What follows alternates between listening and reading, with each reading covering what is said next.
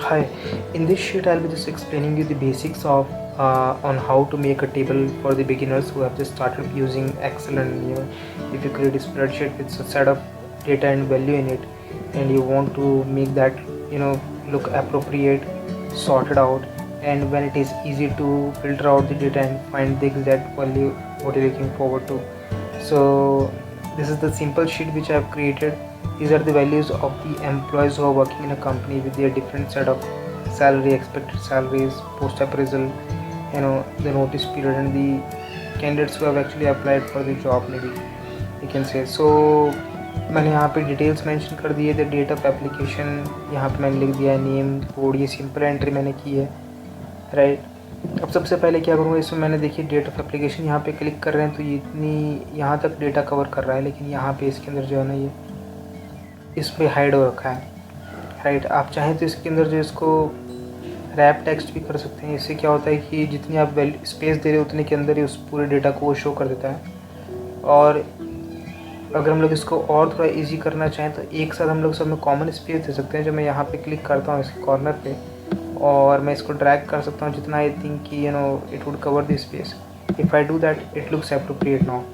देखिए सबके अंदर उतना स्पेस हो गया। If you think that code के अंदर इतनी स्पेस नहीं चाहिए तो आप सिंपल मैनुअली उसको कम कर सकते हैं। तो if you want to put इस common space between each of them you can simply click on this and you can drag and all. तो ये क्लियर करने के बाद सबसे पहले हम लोग क्या करते हैं, इसको हाईलाइट करते हैं, विच आई ऑलरेडी डिड। तो बोल्ड मैंने किया, उसके बाद मैंने इसके नीचे एक बॉर्डर डाल दिया just to make sure that it is easy to separate the data from the other sheet, because this is the main line. इसके बेसिस पे हम लोग डेटा एंटर करेंगे। प्लस इस शीट को मैं जो है फ्रीज़ कर दूंगा टू मेक श्योर दैट जब मैं नीचे जाऊँ तो वो शीट की वो लाइन रो ऊपर ही रहे।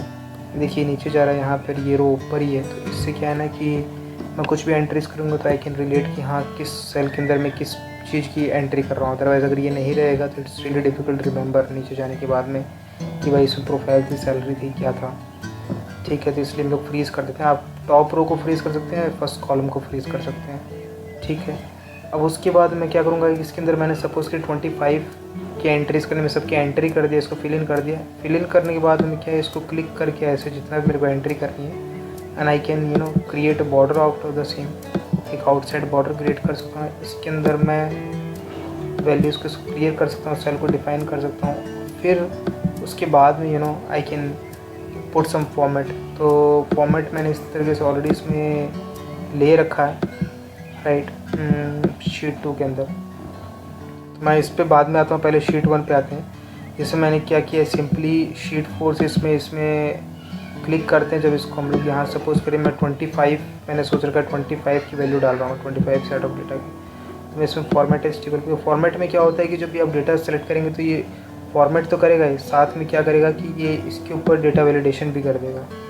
ठीक है, डेटा वैलिडेशन करने से क्या होता है कि ये जो ऊपर है ऑटोमेटिक सब में जो है डेटा वैलिडेट कर देगा। अब इसको सिंपली क्लिक किया मैंने, ये कट किया, यहाँ पर मैंने इसको पेस्ट किया। अब ये क्या होगा कि इसके अंदर जब मैं क्लिक करूँगा इसमें जो भी सेट ऑफ डेटा है आगे आपको पता पड़ेगा। जैसे कि ये शीट 2 है, सेट ऑफ डेटा मेरे को इसमें डेटा चाहिए, सिर्फ आप सपोज करिए कि अंकुर का चाहिए। तो मैंने जो है ना ये सेलेक्ट और कर सब हटा लिया, सिर्फ अंकुर का और मेरे को गौरव शर्मा का चाहिए। तो मैंने क्लिक किया, 2 का डेटा आ गया। इसके अलावा मैं चाहूँ तो जो है ना इसमें कोड के हिसाब से मेरे को डेटा चाहिए कि भाई बहुत सारे एंट्रीज हो गई, मेरे को कोड याद है 1240 को डेटा निकाला 1 शॉट में। तो मैंने इसको सिलेक्ट ऑल को हटाया, यहाँ से 1240 किया और सीधे मैंने देख लिया हाँ भाई इसकी एंट्री की थी।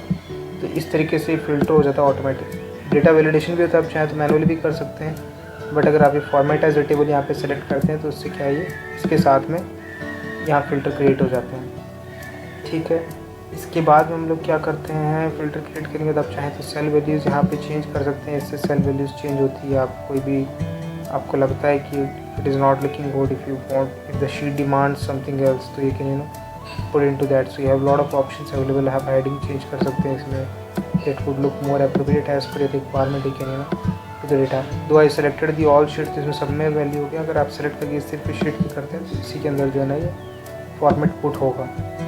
अब इसके बाद में क्या करते हैं, सबसे पहले इसमें आप देखिए डेटा फिल्टर तो ऑटोमेटिक हो गया। ये सेट ऑफ वैल्यूज इसके अंदर आ गई, टेबल हमारी हो जाएगी क्रिएट। तो टेबल क्रिएट होने के बाद में सपोज करिए हम लोग देखते हैं अब इस तरीके से हमारी शीट कुछ बनेगी।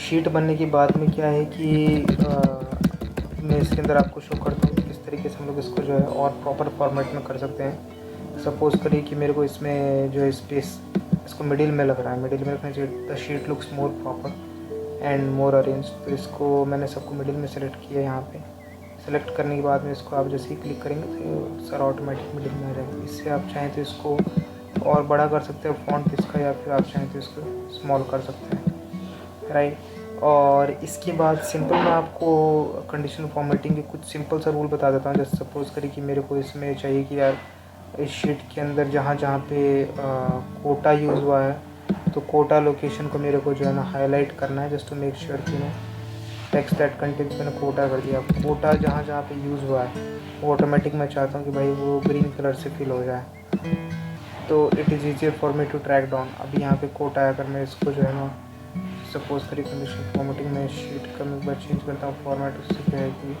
It will be easy for you to understand, right. तो ये कोटा क्या है यहाँ पे हाईलाइट हो गया। अब सपोज करिए अब कोई भी अगर ऑटोमेटिक भी इसमें कोटा एंटर करता है तो ये ऑटोमेटिक बाय डिफ़ॉल्ट उसको जो है ग्रीन कलर कर देगा। एक्सपेक्टेड सैलरी में सपोज करिए मुझको लगता है कि 3 सैलरी या उससे ऊपर की सैलरी जो है वो अलग हो जाना चाहिए, वो अलग कैटेगरी में आ जानी चाहिए। तो मैं यहाँ पे जो है ना मोर रूल्स में जाऊँगा, मोर रूल्स में जाऊँगा, इसके अंदर आया मैं क्रिएट कर दूँगा format only cells that contain के अंदर जाऊँगा सेल वैल्यू ग्रेटर देन यहाँ पे जो है ना 3 कर देता हूँ। 3 करने पे यहाँ पे फॉर्मेट सेट कर देता हूँ कि उनको जो है बोल्ड कर दीजिए and highlight that with colour of red. तो अब इसके अंदर क्या है, ये ऑटोमेटिक इसको रेड कर दिया, जो जो उससे ऊपर वैल्यू की वो सब रेड कर दिया। अब मैं इसके अंदर अगर एंटर करता हूँ 5, ये ऑटोमेटिक उसको जो है बाय डिफ़ॉल्ट रेड कर देगा, राइट। इस तरीके से जो है इसमें कंडीशन फॉर्मेटिंग करती है जिससे कि क्या है ऑटोमेटिक डेटा कलरिंग उसमें हो जाती है। Next time when you are putting the data it can auto detect the value and the way which you want to show it. अब मैं इसमें आपको शो करता हूँ किस तरीके से फर्स्ट नेम और लास्ट नेम को हम लोग सेपरेट कर सकते हैं। कई बार क्या होता है कि हम लोग को first name, last name, middle name ये सब जो है आपस में हम लोगों को जो सेपरेट करके अलग टेबल में एंट्री करनी होती है। तो अभी मैंने सिर्फ फर्स्ट और लास्ट नेम इसमें एंट्री कर रखी है। किसी में बाई चांस किसी के अंदर मिडिल नेम नहीं है तो मैं आपको दिखाता हूँ किस तरीके से हम लोग सिंपल फॉर्मूले से इसको कर सकते हैं। आप सर्च आउट करेंगे लोग क्या मैनुअली भी इसको करते हैं, लेकिन हमारे पास ऑलरेडी डेटा के अंदर एक फॉर्मूला होता है टेक्स्ट टू कॉलम का। तो इसमें क्या होता है, आप सेलेक्ट करेंगे इसको, एक यहाँ पे आप रो एंटर करेंगे, यहाँ पे कॉलम एंटर करेंगे सॉरी, फिर उसके बाद में आप इसको जो है ना सेपरेट कर सकते हैं स्पेस के थ्रू। और ये मैं आपको दिखाता हूँ, इसके पहले मैं आपको एक सिंपल ट्रिक भी दिखाता हूँ जिससे आप जो है ना डायरेक्टली लास्ट में अगर आप हटाना चाहते हैं सिर्फ फर्स्ट नेम रखना चाहते हैं तो आप क्या करिए, इसको सेलेक्ट ऑल करके Ctrl+F कर लीजिए, रिप्लेस में जाइए, यहाँ पे स्पेस देखिए आप जो है ना ये एस्ट्रिक का बटन दबा सकते हैं। जैसे ही आप दबा के रिप्लेस ऑल करेंगे तो ऑटोमेटिक देखिए सबका लास्ट नेम जो है हट जाएगा। ये एक सिंपल फॉर्मूला था।